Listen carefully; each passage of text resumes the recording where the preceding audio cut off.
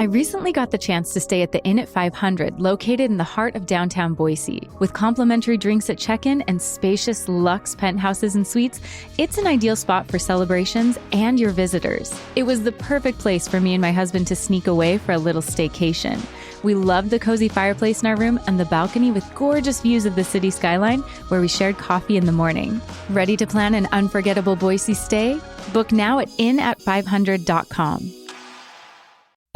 Boise Art Revel is bringing a fresh and exciting live design competition to the Hap Hap Lounge in downtown Boise on December 8th. You're invited to watch as local graphic designers engage in an electrifying showdown that will definitely leave a lasting impact on the creative community. Boise Art Revel is sure to be a one-of-a-kind occasion, and tickets are just $10 if you snag them early on Eventbrite. Search Boise Art Revel or click the link in our show notes to join in on this unforgettable creative experience. Today on CityCast Boise, the holidays are here, but what if your family isn't? Whether you're navigating estrangement or simply can't be with loved ones, this time of year can still be filled with magic and meaning. We're exploring how to beat the loneliness, find unexpected joy, and create traditions that are uniquely yours. It's Monday, November 25th. I'm Lindsay Van Allen, and this is what Boise's talking about. Hey y'all, it's Frankie. I am flipping the script a little, flipping the microphone around today, and I am interviewing Lindsay. Specifically, I'm really curious to hear about how Lindsay navigates the holidays as someone who's kind of estranged from her family. We'll learn a little bit more about that, and learn about, just how she thinks about the holidays. So, Lindsay, thanks for doing this. Of course. Thank you for having me on and being willing to interview me about this. I think this is a really interesting topic that I've gotten a lot of questions about. And it is a topic that comes up more and more. It seems like, some folks, for various reasons, might be dealing with a family, the family they were born into not being as close to them, or perhaps even being fully estranged from the family, or maybe even full no contact for the holidays. What do you think is making that become more of a common phenomenon? I think a lot of it goes back to the polarization in our society. And there's a lot of causes for that. And I'm not going to, morally say if it's right or if it's wrong. I just think it's the reality. After the election in 2016, there were, politics are personal. And so there was estrangement that happened. There was separation among families. We saw that even more with the pandemic in 2020, where people felt like their health was being put at risk by family members who didn't want to follow precautions or get vaccinated. And then now with this election in 2024, I think we're seeing that again. I'm seeing more and more posts on social media about people who are like, I'm no contact with my family. Please don't contact me about them, or we're not talking right now. And there's other things too. There's a general trend of people leaving religion, and in high demand religions that can cause shunning or ostracizing or breakdown of family communication or relations. And so I think we're just seeing more and more people who, for a variety of reasons, are ending up spending the holidays either alone or low contact with their family, or just with, a chosen family or the family that they created. Yeah, that is so interesting. I'm glad you brought up, politics is certainly like top of mind, certainly, but religion and even just leaving a church, and if your family remains in that church, I could imagine that, especially one that, it's pretty strict, like either you're in or you're out. Those dynamics could really complicate things around the holidays. So tell me a little about you and your family. How do you personally kind of deal with feelings of loneliness? Or I'm guessing that there's some loss that comes with holidays if you're not spending them with the people that the family that you were raised in. Oh, absolutely. Absolutely. And I would say the first few years, it was the hardest. For me, this happened right after Christmas 2016 or 2017. I can't remember. But it was due a lot to religion. And, I had just deconstructed my religious beliefs. I was deconstructing religion in general. So I already had very complicated feelings going into the holidays. And you were leaving the LDS church, yes, right? For people who don't know. Yeah. Yes. But in those first few years, the things that were most helpful were making space for me to feel those feelings and realizing that, I was mourning what I thought the holidays should look like and what I thought the holidays meant and what I wanted the holidays to look like for my children and realizing that might not be a reality. And so there is a mourning to that. And the more I tried to run from it and just stay busy and like, I'm not going to think about it, the more it kind of builds until, you just do feel very lonely, very sad. And so like finally just sitting with it, letting myself feel those things and be like, I feel sad today. I feel lonely. I wish I was sharing this experience with my mom or my sisters. But then I made space for those feelings. I processed it. But something I found that was really helpful was finding something every week to focus on. Were they always holiday-oriented things that you would focus on? Like, this is the week we're doing the tree or whatever, or could it be something else? I tried to make it holiday stuff just because I'm like, you only have like 6 weeks or so to fit everything in. So I was like, we're going to do the tree this week. We're going to, go see the lights. But you could do, if you have a book club, if you have some activity, you want to go to the Greenbelt. You've been really excited about having a winter wonderland walk in the Greenbelt. Like it doesn't have to be entirely holiday focused or prepping for the holidays, but just having something that every week, like, okay, there's something I'm going to look forward to. There's an event. There's something I can plan and prep. And, that's something to, kind of get out of your head. I also, I was lucky because I have kids. So I spent those first couple of years really focused on them, creating holiday magic for them. Yeah. And that really helped me get outside my head. But if you don't have children or that's not something you can do, we also found a lot of meaning in volunteering over the holidays and maybe making that some of the things you look forward to, helping with drives or, even going to Walmart and picking some of the little stockings off the tree and purchasing those things with our kids. There's just so many ways to both make space for what you're feeling, but also enjoy what the holidays are now without, staying in your head, staying in that really sad mourning place. Yeah. Yeah. I mean, I can imagine it's like you mentioned, like picking the gift items that someone in the community, a kid in the community needs from Walmart, as opposed to, or, a community organization or something, as opposed to like, I grew up in the Catholic church and there was always the tree with the gifts for people in the community that needed them. And my family would always grab one. And then we would, bring that gift to the church. And, I'm like very much a lapsed Catholic. Every once in a while I'll go. I can go. Sometimes I'm a Cheester. Sometimes I go at Christmas. But more so, my gym has one of those trees with the gifts on them. And I grabbed one of those last year and was like, I'm going to donate this way. Or, have that same, it's just a different venue, essentially. Mm-hmm. So I suppose in some ways it's like you're trying to recreate some of what you did with your family before, but make it new, make it work for your current situation, your current life. Oh, absolutely. Yeah. That there were, because for us, it was stepping outside of religion. So I know that's not going to be everybody's circumstance or what they're dealing with, but finding those things that were meaningful, but not attached to the religion I grew up in. So yeah. It was a lot of, I can keep that same energy. It isn't just singularly attached to this religion that now I don't align with. Yeah. I mean, the holidays are tough no matter who you are and what is going on in your life. It can be stressful and emotional, can be a lot of joy too, but, capitalism really brings out some of the worst around Christmas. So how do you protect your mental health specifically? I mean, doing all of these things, building new traditions, it seems like it's part of it. But any other thoughts on like mental health protection in particular? I think one of my biggest recommendations I can give people who might be new to this or experiencing this for the first time is letting go of the expectation of what the holidays are supposed to look like. The first couple years, I was making these elaborate meals for Thanksgiving and Christmas, and we've got to have this big breakfast on Christmas morning, and everything's got to be perfect. I've got to make sure that I'm making all of the holiday magic. I've got to recreate what I think the holidays should look like. And as a mom, I'm sure that's like 10 tenfold. Yeah, yeah. Oh, and it was exhausting, and it was too difficult. I realized it was just too much for me to do as one of the only adults carrying the weight of the holiday for my family. It wasn't spread out amongst aunts and uncles, grandparents. Right. It really is just too much for like me and my husband to do.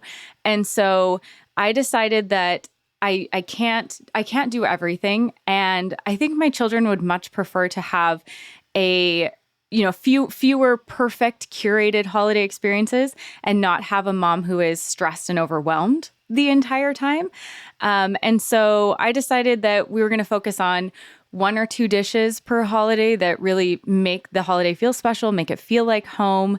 We're going to do a couple activities that we all really like, that the kids really look forward to, and that I was going to focus more on us being together and enjoying our time together, even if it's just doing something simple, doing a puzzle, or, just having some cookies and watching a Christmas show, as opposed to just curating this very perfect experience, but I'm not enjoying it. And so the kids are less enjoying it, trying to scramble to be everybody for my kids and make this experience that I think should exist. Yeah. Wow.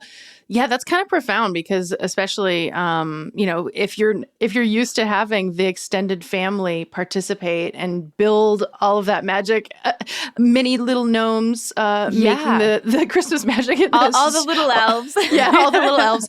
Instead of just you and your husband, it's like scrambling the whole time. Yeah, I can imagine having to pull that back a little bit. One of the questions that comes up so often this time of year is, are you going to see family this holiday? Are you going home for the holidays? So common. How do you respond to people asking about your holiday plans? Ooh, the first couple of years, that was very triggering. So if this is a new experience for you and you are feeling triggered by that, it's not that you're too sensitive. That it feels very raw when this is a new experience for you, and people don't mean anything by it. Nobody. It's like in our society when people are like, "Hey, how are you doing today? How's your day?" Yeah. Nobody's looking for it. Well, I left the religion of my childhood, and I'm struggling to try and figure out how I feel about the holidays, and it's created major rifts in my family I grew up in, and I'm trying to figure out how I feel about the holidays outside that construct. Like nobody. That's not what anybody's looking for. Right. And so I found some phrases that I thought were really helpful because people are trying to be kind. They're trying to initiate a conversation. And so I would say things like, oh, yeah, my immediate family and I are planning on staying around town, because I view the family that I've created as my immediate family.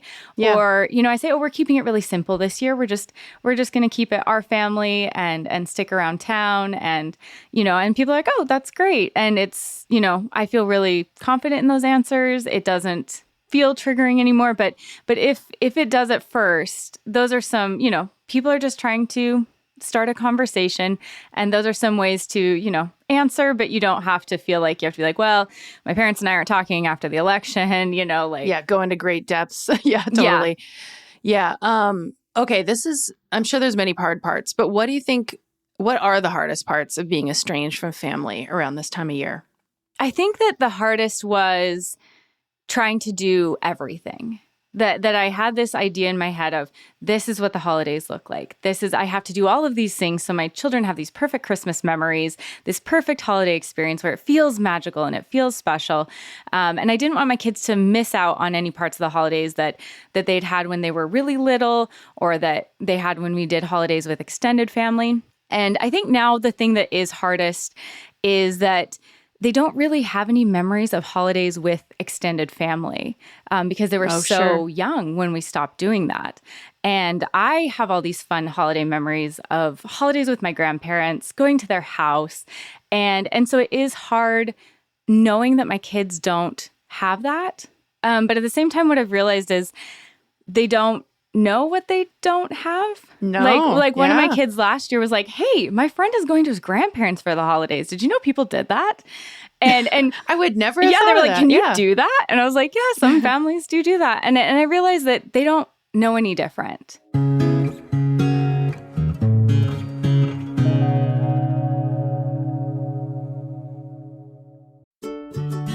Are you ready to get into the holiday spirit? Martiniinthemorning.com is a Boise-based internet radio station that's bringing you the timeless sounds of the great American songbook like Frank Sinatra and Louis Armstrong. For my family's favorite holiday traditions like driving around Boise, looking at the lights and sipping cocoa, I want a station that plays the same festive songs I remember from my own childhood. My new go-to station is Martini in the Morning. Martiniinthemorning.com is owned by a family with deep Idaho roots and has been filling your days with the coolest, swinginest, and most romantic music. And this holiday season, they're turning up the cheer with their annual holiday music poll. You can customize your holiday soundtrack by voting for your favorite Christmas classics. Then tune in over Thanksgiving weekend as they count down the top 100 songs chosen by listeners like you. It's the perfect festive soundtrack you've been craving. Click the link in our description, enter the username and password provided to start streaming ad-free today. What's up? It's me, Don Tolliver. If I could describe the Bose Ultra Open earbuds, I think I would describe it as very seamless. It can definitely be something that you can style. It's like earring candy. Check out Bose.com for more. Okay, so how have you found ways to kind of reclaim the meaning around the holidays, the joy that you experienced as a child, but away from your extended family? What do you do? The biggest thing for me was learning to go back to the basics. That, I finally asked myself after a couple of years, okay, what is the point of the holidays? Because I'm just stressed. I'm tired. It feels like a lot of work. What is the point? What is the point? Why are we doing this? I realized what I wanted the holidays to look like, regardless of activities or who we spent it with, was spending time with the people I love most, enjoying the season with them, and finding activities and ways that we can really connect and really share in that holiday spirit. And I think when I really opened up to the fact that the holidays could look different than they had before, and that didn't make them less. That didn't make them less the holidays. That didn't mean they weren't going to be as special or magical. That was really revelatory for me. And so I picked a few things that were really important to me, a few foods that I was like, okay, I really want to make those. I really want to eat those. That feels like the holidays to me. And then a few activities that were really meaningful to me or my husband or our kids already. But then we started opening ourselves up to planning and trying new things. Let's try a new activity. Some were a hit, some were a miss. Some we've really enjoyed incorporating into our holidays, but just opening up to the fact that the holidays are going to look different if you aren't spending them with extended family or you aren't doing the things that you've done previously.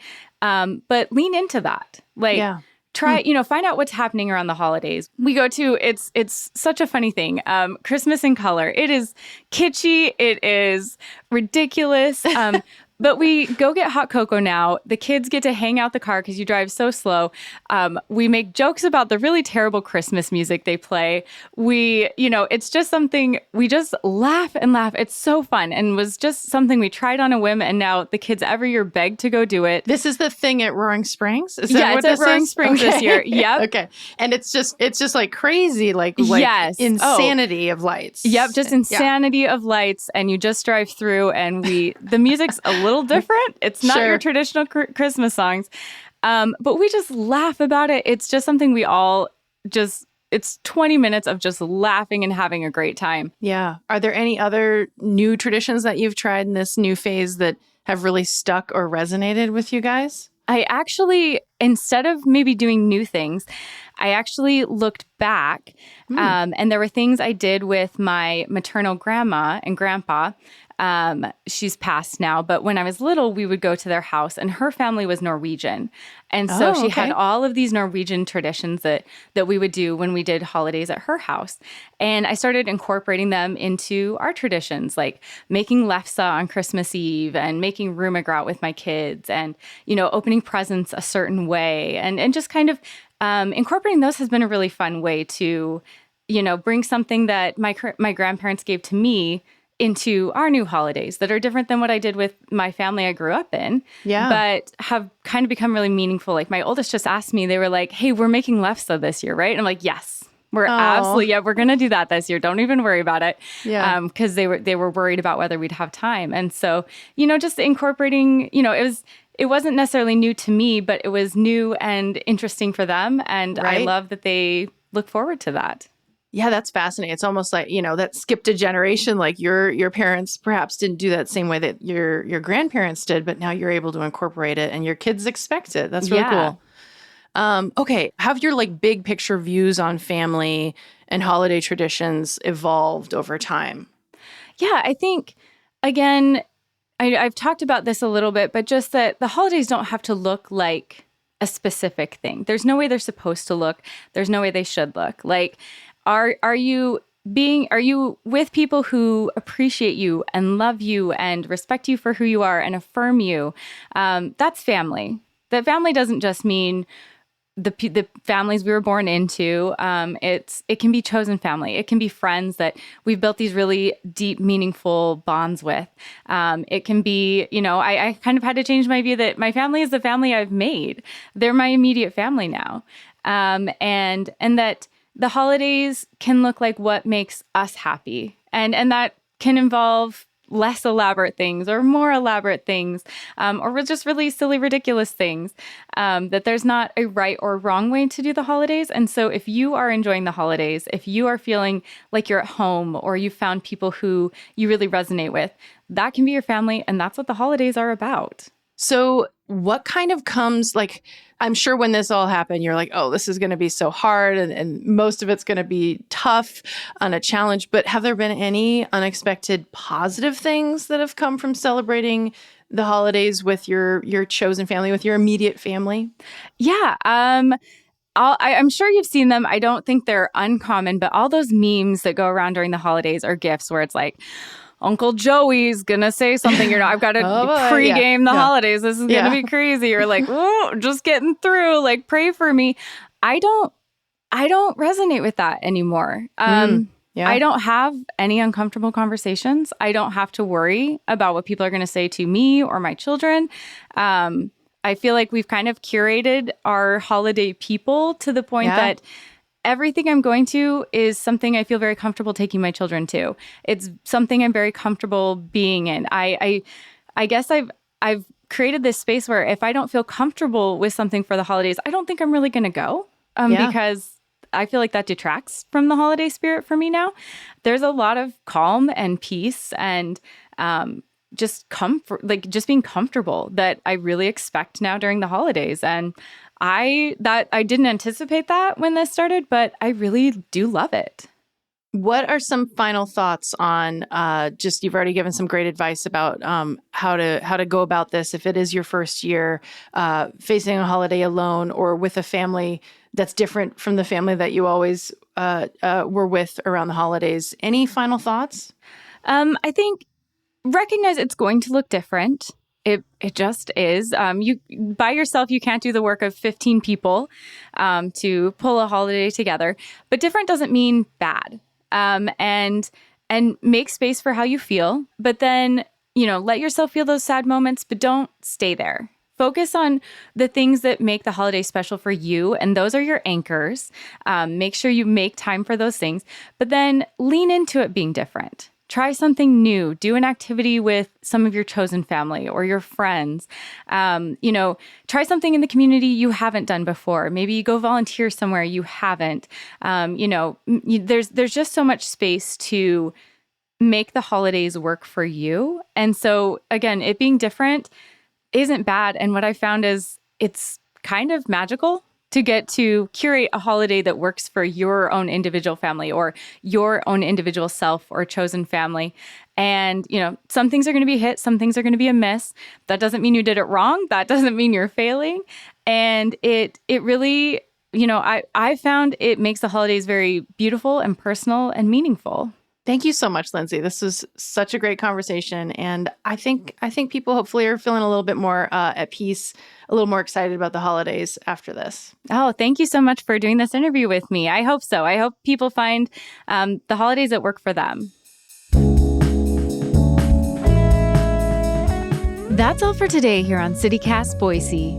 If this show is helpful, why not share it with a friend who won't be with family for the holidays?